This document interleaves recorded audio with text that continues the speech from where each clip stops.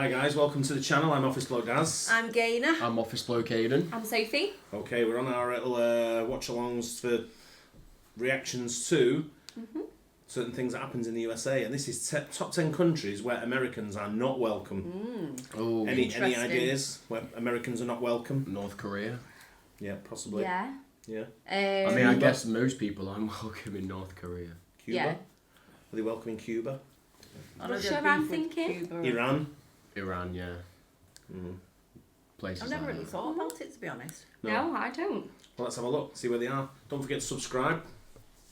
Hello, North Korea! Welcome to Watch Mojo, and today we're counting down our picks for the top 10 hardest countries for Americans to visit. They ask us question more than they make a reservation. Most people, when they purchase their ticket, they are purchasing the non-refundable ticket. For this list, we'll be looking at various countries around the world that have the strictest rules regarding visitors from the United States.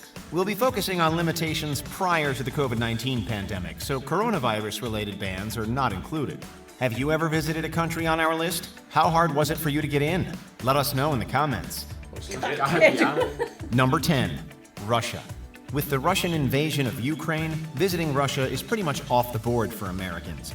But even before this conflict, Americans often needed to jump through hoops to cross the border. I'm announcing that we will join our allies in closing off American airspace to all Russian flights. Visas are only granted prior to arrival, and you need an invitation letter from someone in the country to even apply for a visa. Once acquired, you then fill out a lengthy visa application.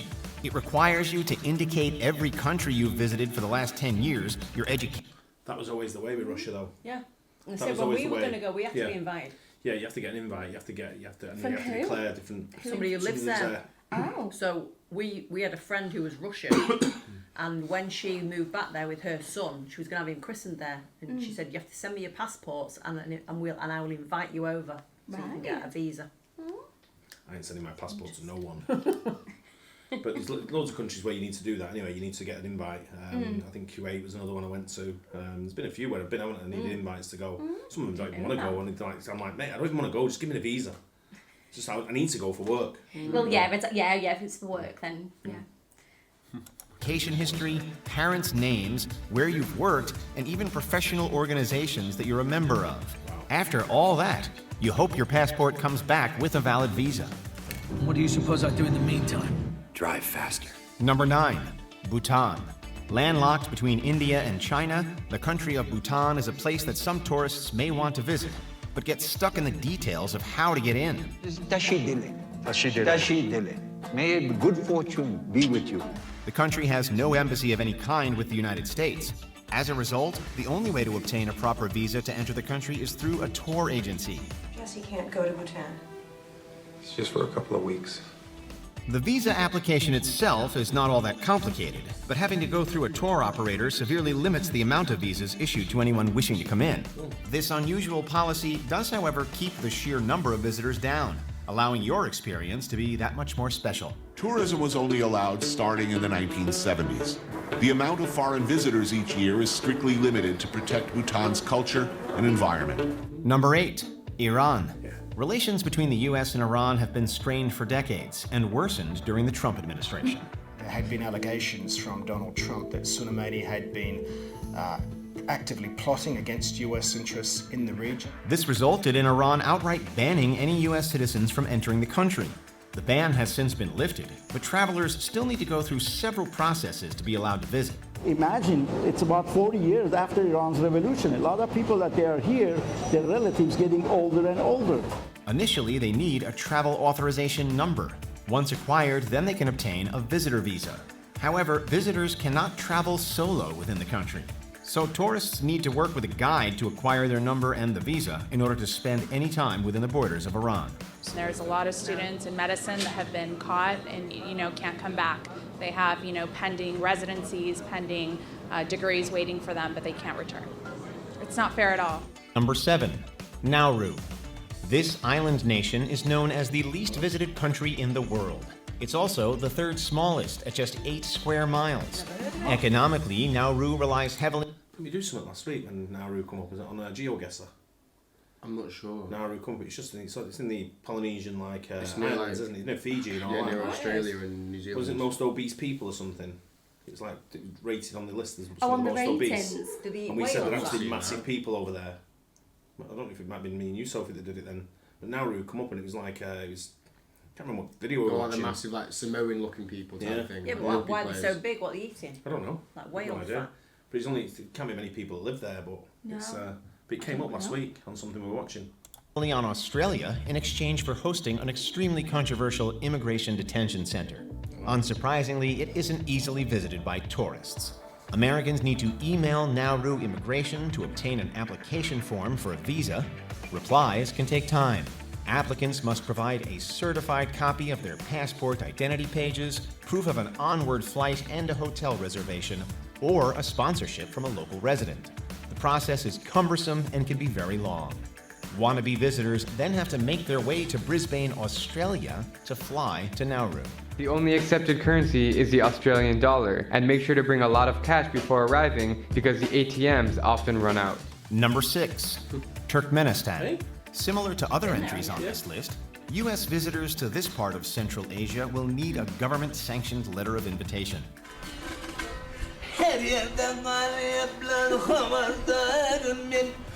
It's essentially a letter form of sponsorship, which allows the government to control how many visitors come into the country. Probably one of the worst places to live in the world. Absolutely no freedom of the press, absolutely no way you could voice any kind of opinion. Although the process can be arduous, you're far more likely to get in this way than through other means.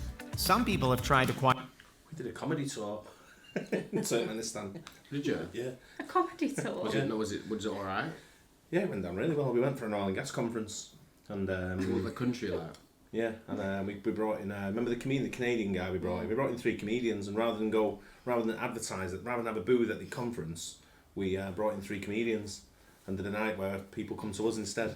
So we had 3, we brought one in from Canada, one in from, I think 2 from Canada, one from the UK. And then we saw the guy in Canada in the bar in the UAE, didn't we? Yeah. Bloody big Canadian guy. When he walks in, he goes, "Hey!" and he picks me up, starts waving me around his bloody head. I'm like, "Put me down, you."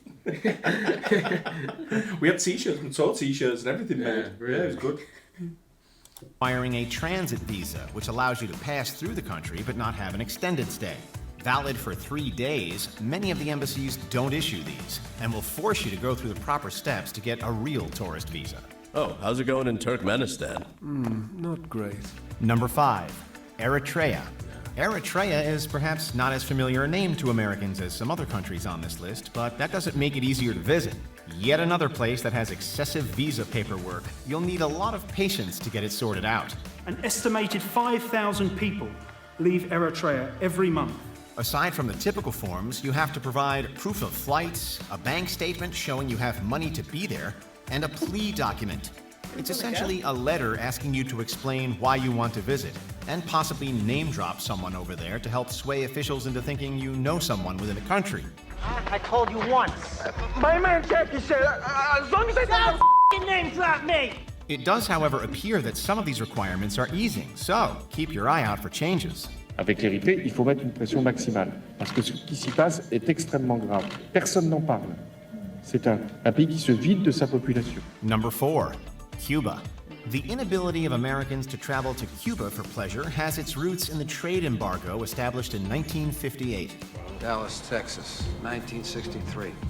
Kennedy had just put a trade embargo on Cuba. The embargo also extended to Americans who simply wanted to visit the country for pleasure. So as far as official tourism goes, that's still banned and illegal today. It shall be the policy of this nation to regard any nuclear missile crossing the embargo line that surrounds Cuba as an attack. However, Americans are permitted to visit the country under 12 different categories of travel that do not include tourism. So apply for a travel license under one of those categories. You'll always need a Cuba tourist card, aka a visa, to enter the country. What brings you to Cuba?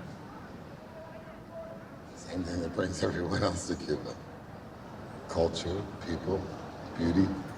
Number 3, Saudi Arabia. Despite the fact that Saudi Arabia is a major supplier of oil to the United States, it has historically been difficult to get a visa to enter the country. What no man can prove. When I went to Saudi, there was loads of Americans Was that? Yeah, they were all working for the oil and gas companies. A lot of Americans, and I'm pretty sure there's a base there, like a military base. Yeah, there in probably Saudi. would be. But there was a lot of Americans there, and when you go in the malls, all the franchises are all American franchises. Like, you know, you get your Burger King and your Arby's and your Chili's, Dunkin' Donuts, Chili's, Applebee's, all that kind of stuff. Really? Yeah, loads of them, loads. I'm pretty sure there's loads of Americans there, but I'm saying they're not welcome. I think they are welcome, but you've got to go through hoops to get. Even when I went to get my visa for Saudi, I reckon Americans could go everywhere really if they wanted to. Yeah, I mean, why wouldn't you want an American in your country? They spend money. Yeah. You know what I mean? They travel well, and it's one of them. It's, I don't know. They should be welcome wherever you go. But when I went for my Saudi visa, I had to go to the Saudi embassy. And I walked in, I had to leave everything at the door, so no phones, nothing inside, it's just you and your application, right? And I went in, and I had to get a ticket, and I got the ticket, and it was in Arabic, and I'm looking at it thinking, seeing if there's any English on it to give me the number, and I'm looking at the sign, and I'm looking at my number, I'm looking at the sign thinking, I'm waiting for the match, that looks like mine, and the guy next to me said, I'll tell you when it's your turn. He said, there's about some, like, Arabic guy, and he said, there's about 60 people ahead of you, and I went, oh. And when I got to the front, the guy just went, no. Next, presses the buzzer and went, what do you mean no? Really? And that was one of them where I went, listen, I don't need to go. I have to go. I don't want to go. Yeah. But I have to go to do work. So why did they say no? Because they had something wrong with me. The application was like, I missed the signature off somewhere. So rather than just say, can you just sign there? He just said no and sent me off. And then I had to get another ticket. 60 people. I had to get another ticket. It was and sent to the airport as well, sent wasn't the it? airport. The guy, the nuts. It's not worth going. If Saudi Arabia's 3, and I reckon North Korea will probably be 1, what do you reckon 2 will be? Iran's already gone, hasn't it? Yeah. Canada. Canada. Yeah. I can't That's think kind of of it. It's like a thrown bit me, more. you know what I Yeah, mean? yeah. Because Saudi would have been on there. I mean, you think about Iraq, Syria, Iraq. I'm thinking because of the Iraq, war. maybe, yeah. Afghanistan. Yeah, Afghanistan. yeah, Based, it's purely probably based on the war. Afghanistan. Provide, Mr. Lawrence. We need a miracle. Prior to 2019, they were only issued to individuals who were there on a religious visit to Mecca. Beyond that, no tourist visa was available, and those from the US had little ability to visit. That's when you were stationed in... Sorry, I don't want to keep pressing pause, but there's one time in Saudi, this is what he hit on there, where he said no tourist visas were issued. I had a work visa to go in there. It's like a 90-day visa. You can go in and out as many times, multi-entry visa. And when I went to the hotel, and he said to me, are you here on business or pleasure? I was in Jubail, which is a massive oil and gas refinery area. And he said to me, are you here on business or pleasure? And I went, are you taking a piss? I went, people come here for pleasure. I went, I don't think so. I went, there's no... The only place was back in my hotel room at 5:30 at night. Nothing to do. There's no bars, is there? No. You know what I mean? Pointless. Yeah. in Saudi Arabia, right, Dad? However, major changes have been pushing through Saudi Arabia since the election of Mohammed bin Salman, the crown prince of Saudi Arabia. On that trip to Saudi Arabia, why isn't it the right time? Oh, it's personal, Tom. I just don't feel like leaving home right now. For the first time, the country began offering visitation rights to many countries, including the USA. Only time will tell if this remains. Number 2, Iraq. Given the hostility that exists between these two countries, you may want to reconsider personal travel to this country. I know all about the war. Really? Point to Iraq. Why do you keep a globe on your janitor cart? In case I get lost. I'll give you a hint. It's not the country shaped like a boot. But should you proceed anyway, you'll need to go through their visa application process and provide your passport, driver's license, a letter indicating why you were traveling there, and the appropriate fee. Be aware that both a copy and your original passport need to be sent to acquire the visa. Anyone in your family discuss plans to either travel to Iraq or do business there? In some cases, despite having filled out everything as needed, embassy officials have been known to just arbitrarily deny applications at random. Plus, the possibility of violence in the area may persuade you to travel elsewhere. Before we continue, be sure to subscribe to our channel and ring the bell to get notified about our latest videos. You have the option to be notified for occasional videos or all of them. If you're on your phone, make sure you go into your settings and switch on notifications. Number 1, North Korea. As it stands now, North Korea is one of the few countries in the world that US citizens are outright banned from visiting. During the Trump administration, a ban on travel to the country was issued for anyone with an American passport. According to the U.S. Bureau of Consular Affairs website, only very specific exceptions are made by the State Department themselves. What other country in the world is Confucian, communist, hereditary, dynasty? There's no country like this. Prior to the ban, personal travel was permitted as long as you were on a contract with a North Korean guide. This prevented any on-your-own exploration of the country, but at least you could visit. Only time will tell if the travel ban will be lifted. Access denied. Access denied. Access denied. Do you agree with our picks? Check out this other recent clip from Watch Mojo. I don't know, is there any countries where you think, I don't want to go? But probably North Korea or somewhere like that, to Yeah. be fair. It's one of them where you'd want to go just to see like See it, what it's actually like, experience. because what you hear about it is probably false of what it's actually like, unless you're talking to someone that's been there before. I went to South Korea and we were planned a trip to go to the border. And there's like a border there you can go up to and you can sort of like see it and things. And when I got down to reception, they went, "Oh, there's only you, everyone else is cancelled. Do you still want to go?" And I went, "Nah." Going on your own. I kind of regret it because I should have gone. Yeah. Sort of thing. But It's they take your phone off you and like look through every photo on your phone and stuff before you go in. Saudi Arabia's a bit like that. Yeah. What, they look at your photos? Yeah, they look at You everything can on go your through phone. your phone, yeah, and your computer. Yeah. You can't Facebook. It's there's some weird countries when you travel. There's some very strange rules that you have to sort of like abide to. Yeah. And it's when Turkmenistan, it was on there. I'm like, even Iraq. If you go to places like Erbil, it's loads of Americans there, loads. You know, it's pretty safe up there. It's not as bad as it is in. I mean, a lot of people from Erbil say they're not Iraqi. They come under that Kurdistan sort of area, sort of thing. But yeah, I mean, there's a few countries I don't want to go to. That I'll never go. Egypt, never go. Yeah, I would never go Egypt. Pardon? Apparently Egypt's a really nice country. I believe so. It's just not for me. Just don't want to go. Okay. It has no attraction for me whatsoever. Morocco was the same. See, I'd like to go to Zero Morocco. attraction. I'd go to Morocco. Yeah. Yeah. Other than that, I'm open. Saudi Arabia would never go back. I'm done with that. I actually don't fancy Mexico. Yeah. I like to go to Cancun. So that's the bit of Mexico I don't fancy going. I want to go Mexico City. Places like that. Yeah. The big hustle bustle. I want to go to Tijuana. Great Tijuana. Yeah, but yeah, there's not many countries where you look at and think. There's a few for me where I wouldn't go back, but I've been experienced. You don't fancy Australia? Too far. I'm kind of like that, you know. It's too far from everywhere. Even if you're in Australia, the other side of Australia is too far. True. You know what I mean? And I don't want to go to Perth. If I go, I want to go Sydney, Melbourne, around that side. I don't want to go Perth. But it's just getting there. The getting there Yeah, bit it bothers is. me. Yeah. It's like 24 hour, like full day. That's Tulsa. Anyway, don't forget to like and subscribe. We hope you enjoyed it, and we'll catch you on the next one. Cheers. Bye.